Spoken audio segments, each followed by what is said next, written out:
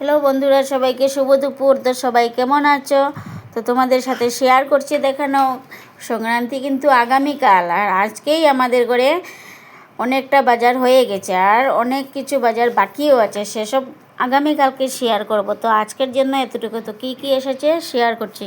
কাঁঠাল, ভেন্ডি, আম, ছোটো আলু, টমেটো, নালিয়া শাক মানে পাক পাতা শাক, ধুর, তিতকরলা, কাঁচা লঙ্কা, পালই শাক, কাঁকরুল, মিষ্টি লাউ, পেঁপে, গাজর, একদম পাতা সহ। পাতাগুলো খেয়ে নেবে খরগোশ, গাজরও খাবে আর আমরা অল্প দিয়ে দেবো তরকারিতে। চাল কুমড়ো, আর দেখো গাজর তো অনেক খরগোশের জন্য।